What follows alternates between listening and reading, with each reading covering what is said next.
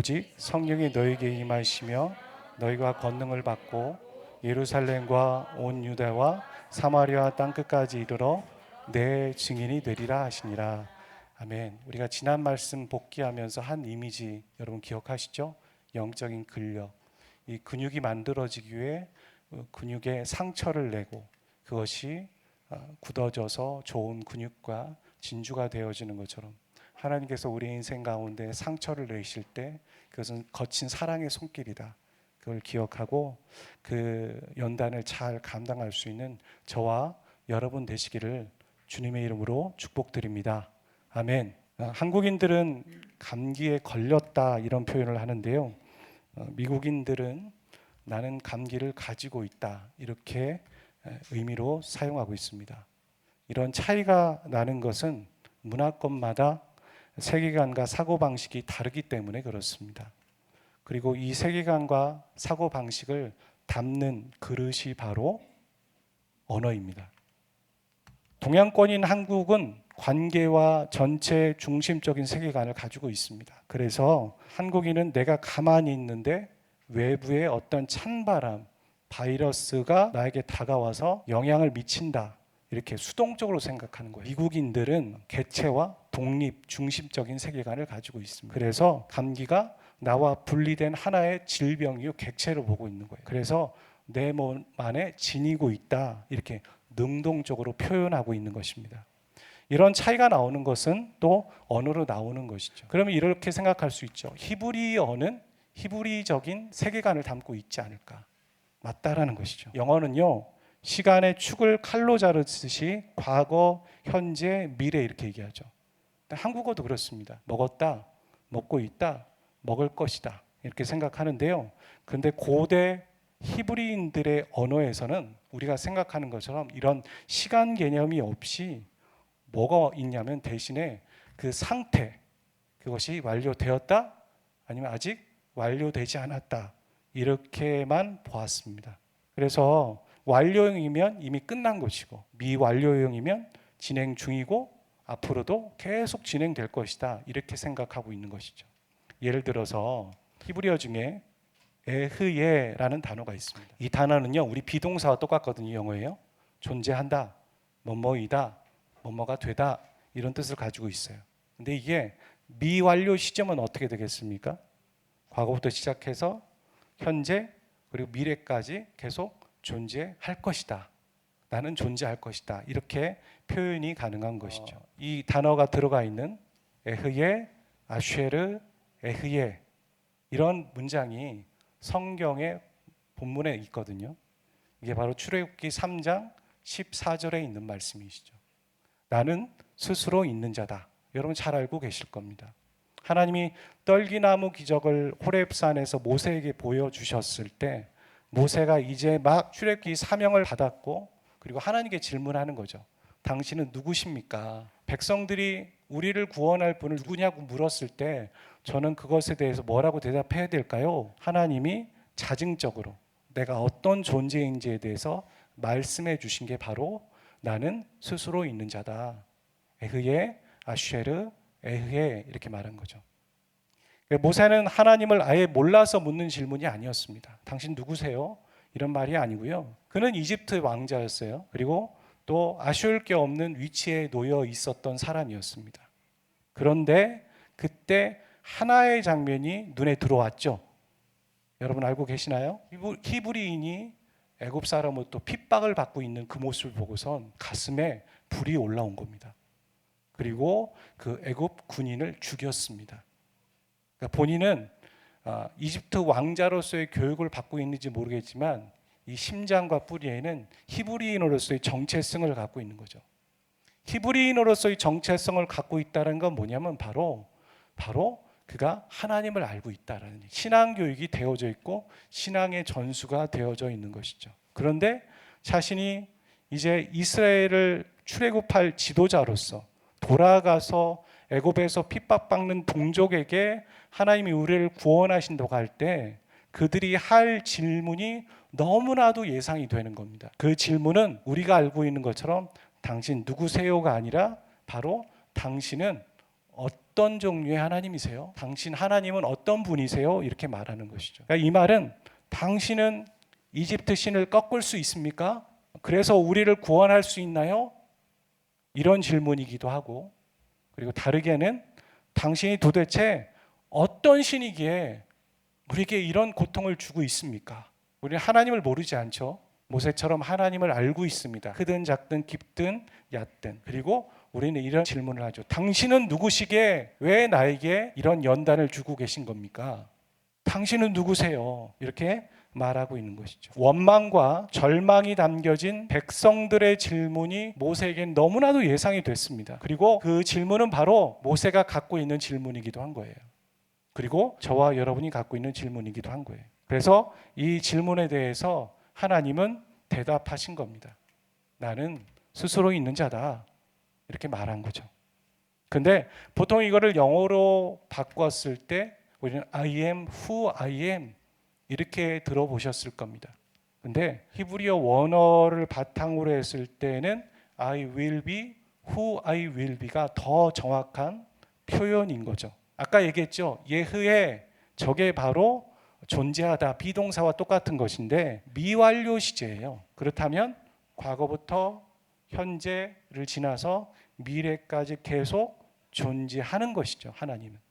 그러니 이 문장을 해석하면 이렇게 될 겁니다.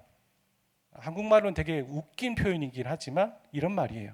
앞으로 점점 내가 누구인지 드러나게 될 나일 것이다. 이를 좀 더 자세히 의역해서 생각해 보면 오늘 내가 전부가 아니야. 앞으로 내가 너희 속에 거하면서 함께 살 거고 너희는 나를 알게 될 것이다. 이런 말이죠. 모세가 이때까지 알고 있었던 하나님은 어떤 하나님이었을까요? 아마 모세는 전능하신 하나님, 조상들로부터 들었겠죠. 초월하신 하나님, 이런 하나님을 들었을 거예요. 그런데 그는 사람을 죽이고 도망 나왔어요. 초월하신 하나님인데 나는 이 모습이거든요. 그리고 이 초월하신 하나님인데 우리 민족은 저렇게 핍박과 모진 고초를 겪고 있는 모습을 보면서 너무나 온도 차이가 느껴지는 거죠. 하나님은 어떤 분이세요? 당신은 누구십니까? 이런 질문을 할 수밖에 없는 거죠. 오늘 저와 여러분도 마찬가지 아니겠습니까?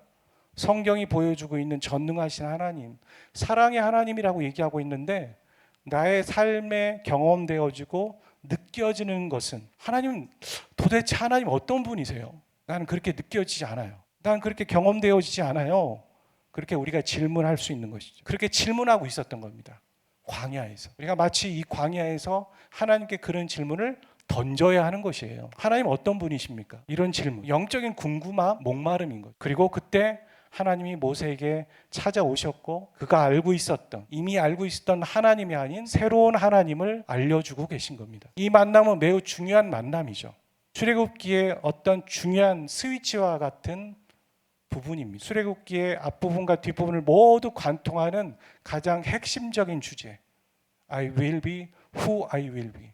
나는 너희 속에 거할 것이고 너희와 함께하며 계속 너희가 나를 알게 될 나. 그래서 이스라엘 백성들이 성막을 짓고 구름 기둥과 불 기둥으로 하나님 그들과 거하시며 하나님이 하나하나 세세히 그들을 가르쳐 주신 거죠. 자신이 알고 있던 하나님이 아니라 전혀 다른 하나님을 만나고 경험하면 저와 여러분도 그렇지만 사람은 충격을 받습니다. 우리가 은혜를 받는다라는 거, 하나님을 경험했다는 건요.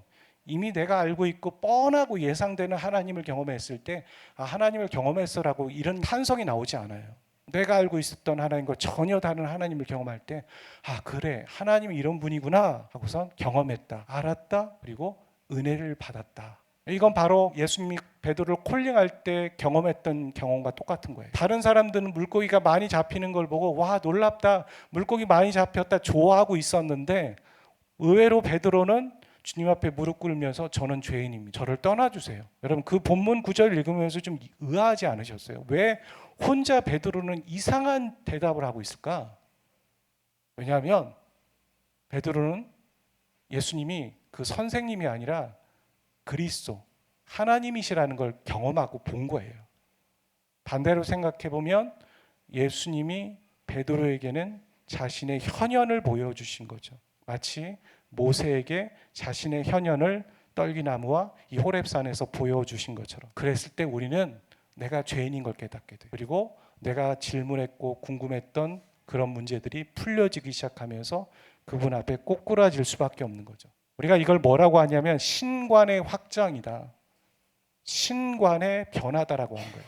내가 알고 있었던 신, 하나님, 그 범위를 확장할 때 신관의 변화. 이 I will be who I will be, 이건 다른 말로 여호와라고 얘기합니다. 여러분 많이 들어보셨을 거예요.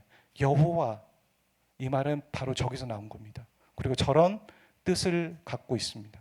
이 자증적인 메시지는요, 두 가지로 정리해 볼 수 있을 거예요. 첫 번째는 동행과 계시입니다. 모세가 이 이름을 들었을 때는 이스라엘 백성들을 출애굽시키라는 사명을 받고 있었지만 막막했어요. 내가 뭐라고, 너 아무것도 없는데. 그래서 모세가 바로 했던 말이 뭐냐면, 저 말이 어두네요. 제가 바로 앞에서 어떻게 그런 말을 할 수 있겠어요 했던 거잖아요. 막막한 겁니다. 그렇게 막막했을 때 하나님이 모세와 함께 동행하시면서 알려주시겠다 그랬던 거예요. 그러니까 모세는 안심하고 애굽으로 가면 됐던 것입니다. 그리고 이 메시지를 고통받는 이스라엘 백성들이 들었을 때는 위로의 메시지가 됐을 거예요. 본인들은 400년 동안 하나님이 없는 것 같았고, 이 애굽 사람들로부터 종이요 노예로 살고 있었고 핍박받고 있었는데, 하나님이 우리와 함께 하시겠다고, 우리 안에 거하시겠다고, 그리고 우리에게 자신을 보여주시겠다고, 그게 위로의 메시지가 된 것이죠. 저는 이 메시지가 저와 여러분을 향한 하나님의 메시지인 줄 믿습니다. 그리고 이것이 여러분 모두에게 위로의 메시지가 되시길 주의 이름으로 축복합니다. 우리가 고통을 겪고 있는 이 어려움을 하나님은 모르는 게 아니구나, 알고 계시구나, 우리 속에 거하시면서 자신을 드러내시겠구나. 그러니까 우리의 고통, 지금 여러분 각자가 겪고 있는 어려움들, 고통들 하나님은 알고 계신다. 그리고 여러분 안에 거하셔서 여러분에게 그것을 가르쳐 주시겠다, 그렇게 말씀하시는 거죠. 이 메시지를 들은 이들은 그래서 매일 이렇게 기도해야만 했었을 것입니다. 하나님 우리 안에 거하셔서 어떤 분인지 알려주신다고 했습니다. 그럼 어제 알게 된 하나님이 전부가 아니라 오늘 내가 새로운 하나님을 알기를 원합니다. 눈을 떴을 때 이렇게 기도를 했어야 됐어요. 그리고 나와 함께 한다고 약속하셨으니까 나와 함께하고 계시는 하나님을 제가 경험하기를 원합니다. 이런 기도를 그들은 매일 아침 눈을 뜨면 했어야 했다라는 거예요. 하나님께서 우리에게 I will be, who I will be 그렇게 말씀하시고 계시니까 우리도 동일하게 저 기도를 해야 되는 거죠. 오늘 기도하고 내일 눈을 떴을 때, 새 아침에 밟았을 때, 내가 어제 경험한 하나님이 아닌 새로운 하나님을 또 알려준다고 하셨사오니 하나님을 알려주세요. 그리고 하나님이 저와 동행하신다는 걸 경험하기를 원합니다. 이런 기도가 내일 아침에 있기를 원합니다. 하나님이 이스라엘 삶 속에 거하시면서 자신이 어떤 분인지 약속하신다는 것은 광야의 여정을 통해 아주 잘 알려주셨죠. 낮에는 더우니까 구름 기둥, 밤에는 추우니까 불 기둥. 그들의 진영 안에서 성막에 임재하시는 하나님의 임재를 그들은 눈으로 봤어요. 그리고 눈으로 보면서 움직였어요. 그리고 그 성막 위에 구름 기둥, 불 기둥, 그 성막은 바로 예배인 거죠. 예배. 우리가 매일 하나님을 예배할 때예요. 우리가 하나님을 잊고 하나님이 있는지 없는지 상관없이 살아갈 때 하나님을 알 수 있고 하나님의 동행하심을 경험하는 게 아닌 거죠. 우리가 라디오를 틀었을 때 주파수가 맞아야 되잖아요. 자동차 안에 내장되어 있는 안테나가 있고 그게 밖으로 나오지 않지만 그 안테나의 주파수가 조금이라도 틀리면 찌직찌직 소리가 나지 않습니까? 엄청 신경 쓰이거든요. 그래서 차를 좀 움직여 보기도 하고 주파수를 좀 맞춰봤을 때 깨끗한 소리가 들려져.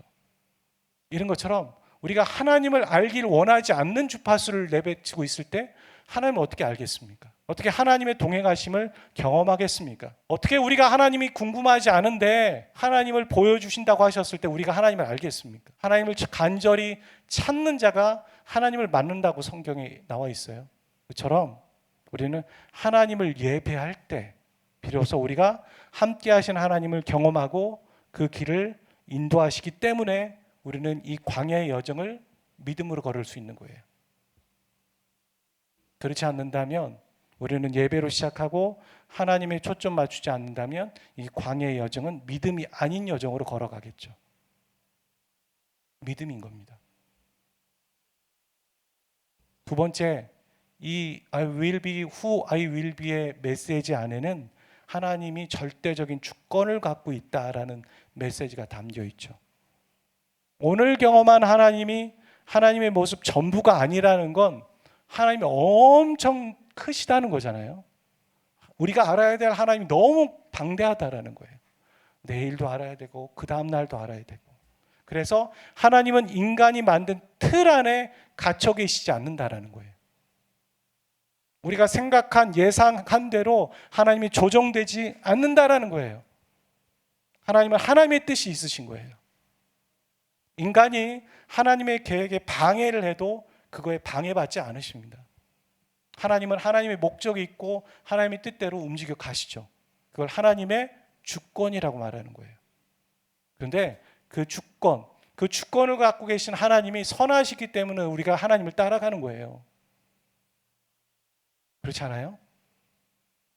그렇지 않다면, 근데 절대 주권을 갖고 있는 그 왕이 폭군이라면 얼마나 불행하겠습니까? 근데 그 절대 주권을 갖고 있는 하나님이 선하시기 때문에 우리는 믿고 따라가는 거예요. 아이가 태어났는데 부모를 만난 거죠. 절대 주권자예요. 근데 폭력과 어떤 여러 가지의 것들을 행사한다면 그의 인생은 참 우울하고 암담한 거예요. 근데 그 부모가 참으로 선해요. 사랑이 많아요. 그러면 그 아이는 행복한 거죠. 여러분은 절대 주권을 갖고 있는 분들입니다. 하나님이 주신 주권이 있는 거예요. 주권을 함부로 행사하지 말고 선하게 하나님을 닮아가며 살아가시고 행사하셔야 됩니다. 꼭 아이를 갖고 있지 않아도 여러분 팀장이실 거예요. 선생님이실 거예요. 혹은 목회자일 거예요. 그 주권을 갖고 있는 거예요. 권위를 갖고 있는 거예요. 인간이 아무리 똑똑하고 자기가 날고 길고 정말 많은 것을 가지고 있다 하고 예측이 가능하고 안정적인 무엇인가를 갖고 있고 뒷배를 갖고 있다 해도 소용없습니다. 하나님의 주권 앞에는 쓸데없는 거더라고요. 저도 주중에 그런 감정을 좀 경험해 봤어요. 갑자기 식사를 하고 소화가 안 되는 거예요. 계속 채기가 느껴지고, 그래서 안 먹고 한 하루 정도를 이렇게 했는데도 소화가 안 되는 느낌이 자꾸 드는 겁니다. 그러니까 여러 가지 생각이 드는 거죠. 살은 조금씩 빠져가는데 채기가 있고 소화가 안 된다? 그거 제가 예상하는 증상이거든요. 그래서 황급하게 가서 건강검진을 하고 위내시경만 하고 멀쩡하다, 그런 얘기를 들었습니다. 근데 그 짧은 기간 동안 제가 지난날에 제 교만한 게 보이는 거예요. 우쭐했던 거. 그래, 내가 하나님 없이도 살 수 있지 라는 그런 생각들을 했었던 것들, 혹은 내 통장의 잔고, 혹은 내 건강, 내 외모, 혹은 내 관계, 뭐 이런 것들을 생각해 봤는데 정말 하나님 앞에서 별것도 아닌데 그걸 내세우면서 하나님 없이 살 수 있어, 그렇게 까불었더라고요. 그게 그 짧은 하루 안에 느껴졌어요. 보여졌어요. 아, 인간 별거 아니구나. 우리가 아무리 성을 쌓는다고 해도 모래 위에 성을 쌓으면 별거 아니겠다. 성경에 그러지 않습니까? 반석 위에 성을 쌓는 자가 되라. 그 반석은 바로 예수 그리스도. 복음 아래서.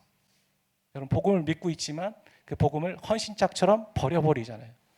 복음대로 살아가지 않잖아요. 예수 믿을 때는 복음이었지만 예수 믿은 이후에는 복음이 왜 필요해? 예수 믿게 할 때만 복음이 필요하지. 아니거든요. 복음의 기초, 예수 그리스도의 기초 위에 우리의 성을 쌓아야 되는 거죠.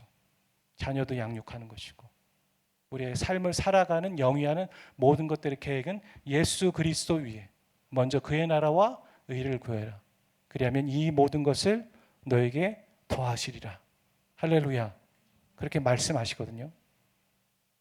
그러니까 우리가 아무리 똑똑하더라도 하나님의 심판이 있다는 거예요. 하나님의 판단이 있다는 거죠. 의인에 대한 판단, 그리고 악인에 대한 심판, 그거 벗어날 수 없는 거예요. 그 심판을 믿기에 우리는 의인으로 살려고 하는 거예요. 최대한 의인으로 살려고 하고 인내하는 거예요. 연단도 받으려고 하는 거예요. 감사히 금요일 말씀에 보면 기쁘게 여겨라, 지혜를 구해라, 인내해라, 이렇게 해보려고 하는 겁니다. 이 말씀 I will be who I will be, 이 말은 저 절대 주권, 나는 인간이 정의하거나 제한할 수 없는 존재라는 거예요. 난 오직 나 자신에 의해서만 정의된다. 그 말이 바로 여호와 스스로 있는 자라는 말입니다. 여러분 그러고 계신가요? 하나님의 절대 주권을 믿고 계십니까? 아니면 저처럼 나의 뒷배와 나의 작은 뭔가를 믿으면서 하나님 앞에서 까불고 있습니까? 교만한 마음을 갖고 하나님 없이도 나는 살 수 있어, 내가 잠깐 하나님 없이도 살게요, 그러고 있습니까? 그런 어리석은 행동, 생각들 하지 마시기를 주의 이름으로 축복합니다.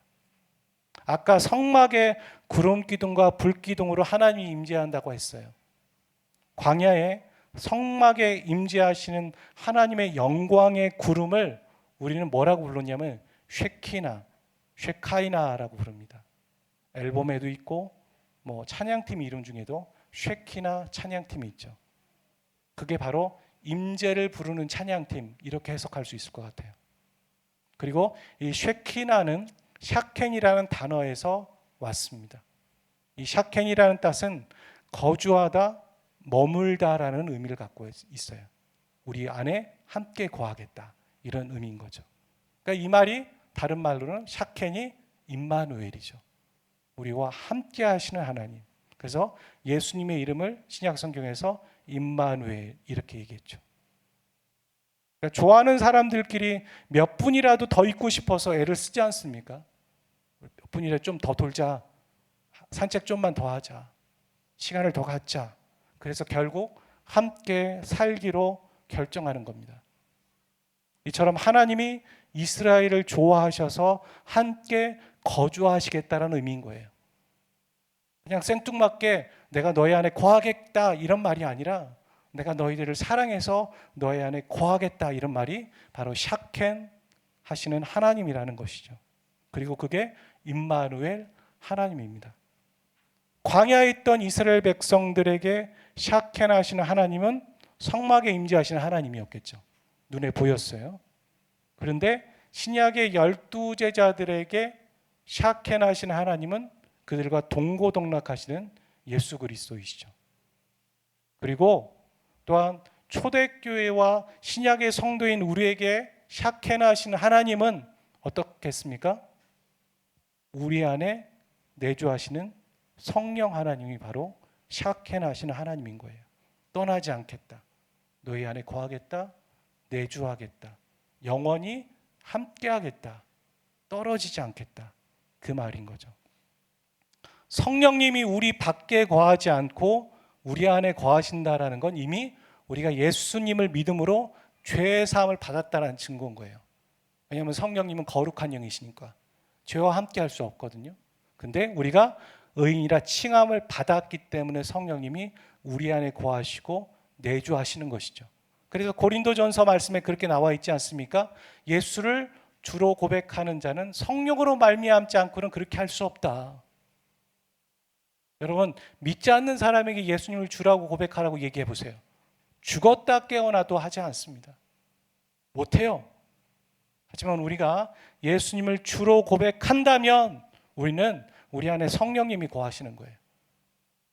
근데 여러분, 정말 여러분의 믿음의 그 상태로 예수님을 주로 고백하고는 있지만 계속 그 상태로는 나중에 예수님을 주로 고백하지 않고 떠날 수도 있어요. 그런 얘기가 성경에 나오죠.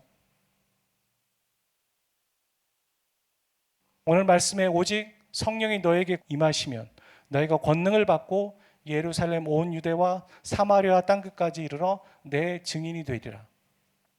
오늘 성령 강림 주일이에요. 예수님께서 죽으시고 부활하시고, 그게 고난주간, 구약으로 따지면 유월절, 무교절 이렇게 되죠.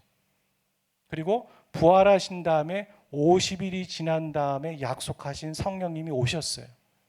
그날이 성령 강림주이고, 그날을 다른 말로는 오순절이라고 부릅니다. 왜 갑자기 성령님이 오시는가? 바로 예수님과 연관된 거죠.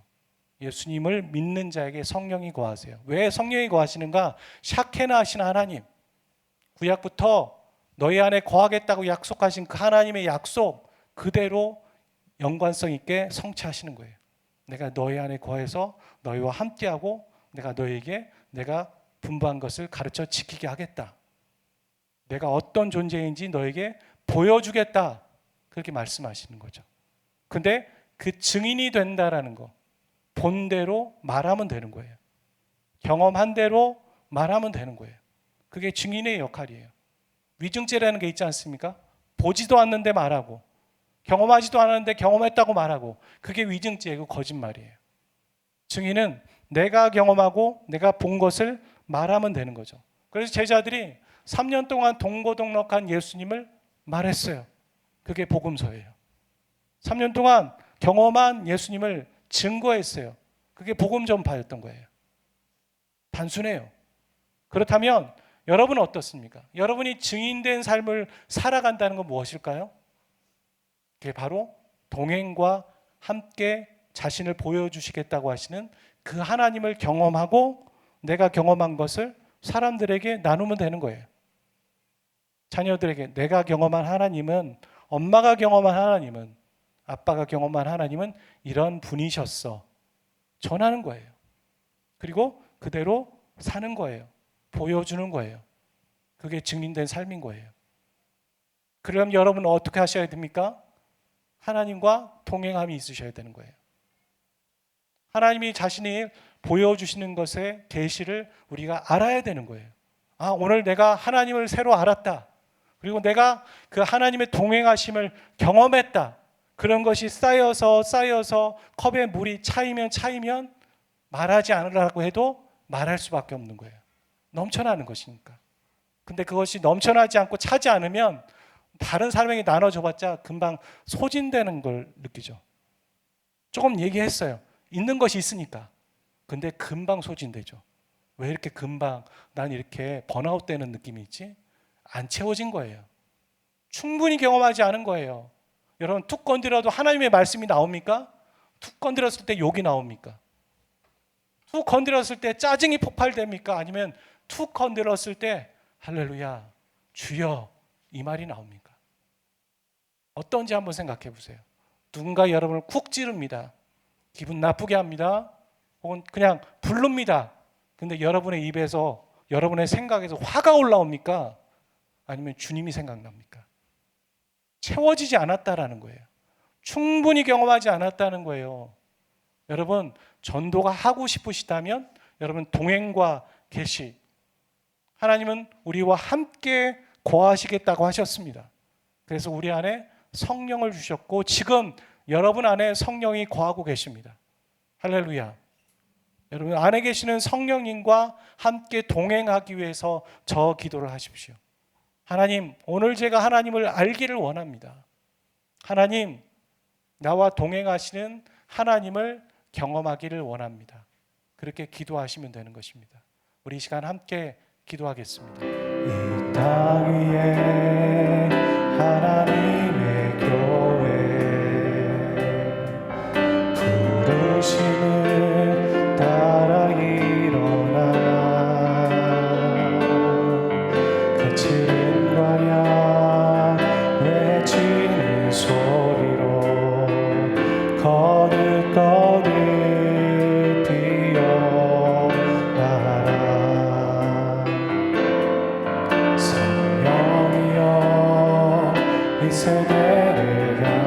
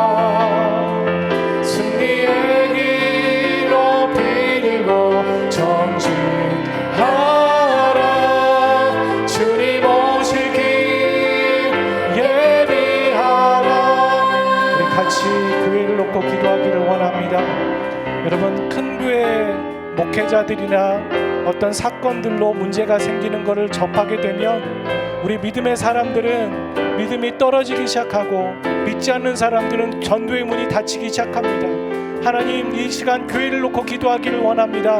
한국에 있는 수많은 교회, 그 안에 포함된 베델 교회를 비롯한 수많은 교회들이 하나님, 크고 작은 걸 상관없이 거룩함을 유지하고 그 거룩함을 생명으로 여기며 살아갈 수 있도록 인도하여 주십시오. 물질 만능주의와 여러 가지 우상들을 배격하며 하나님 말씀으로 서는 교회들 되게 인도하여 주십시오. 교회를 하나님 회복시켜 주십시오라고 같이 기도하며 나가기를 원합니다. 주님,